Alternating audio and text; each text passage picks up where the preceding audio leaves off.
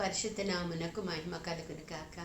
దేవుడు మనకు అనుగ్రహించినటువంటి ఈ మరో నూతన దినమును బట్టి, ఈ ప్రాతకాల సమయాన్ని బట్టి దేవునికి వందనాలు స్తోత్రాలు చెల్లిస్తూ ఉన్నాను. ఈ దినాన దేవుడు మనకిస్తూ ఉన్నటువంటి వాక్యము ప్రకటన గ్రంథం 2వ అధ్యాయము 4వ వచనంలోని చివరి భాగము. ఆయనను మొదట నీకుండిన ప్రేమను నీవు వదిలితివని నేను నీ మీద తప్పు ఒకటి మోపవలసి ఉన్నది. ఇక్కడ ప్రభు ఈ సంఘంతో లేక విశ్వాసులమైన మనతో చెప్తూ ఉన్నటువంటి మాట ఏమంటే, మొదట నీకుండిన ప్రేమను వదిలితివి. మొదటి ప్రేమ అంటే అర్థం ఏంటి, అది వదిలితే అది తప్పు ఎందుకు అయ్యింది అని మనం కొంచెం ధ్యానం చేసినట్లయితే, మొదటి ప్రేమ అంటే రక్షించబడిన వెంటనే ప్రభు పట్ల మనకు ఉండేటటువంటి ఆ ప్యాషన్, ఆ ప్రేమ, దానిని మొదటి ప్రేమ అంటామంటే.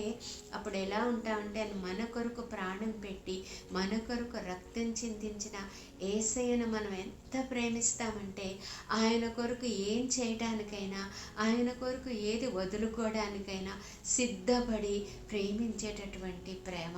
నిరంతరం ఆయనకి ఏదో ఒకటి చేయాలి, ఆయనను సంతోషపెట్టాలి అని చూపించే ప్రేమ. ఆ ప్రేమ రాను రాను రాను రాను ఏమవుతుందంటే చల్లారిపోతూ ఉందట.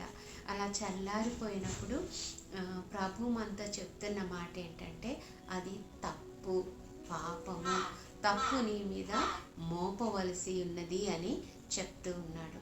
అంటే అర్థం ఏంటి, ఎప్పుడైతే ఆ ప్రేమను నువ్వు మరచిపోతావో, ఆ ప్రేమను విడిచిపెడతావో, వదిలివేస్తావో, నీవు పాపము చేయుచున్నావని అర్థం. అట్లా జరిగితే ఆ వచనం చిన్న భాగంలోనే ఆయన, క్రింద భాగంలోనే ఆయన ఏమంటున్నాడంటే, నీ దీపవృక్షాన్ని నేను తీసివేస్తాను అంటున్నాడు.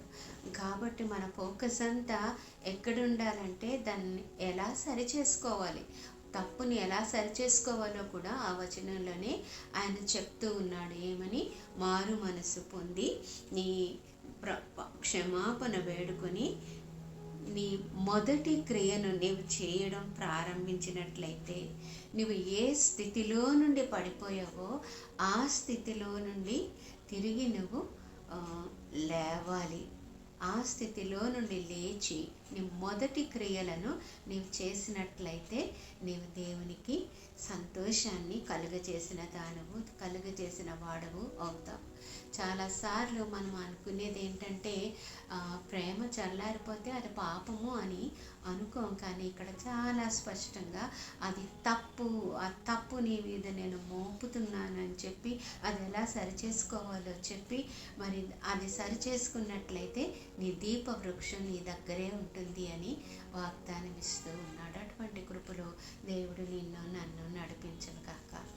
పరిశుద్ధుడైన మా పరలోకపు ప్రియ తండ్రి, నీ ఘనమైన నామానికి వందనాలు. అవును ప్రభా, నా మొదటి ప్రేమను నేను కోల్పోయానని ఒప్పుకుంటున్నాను.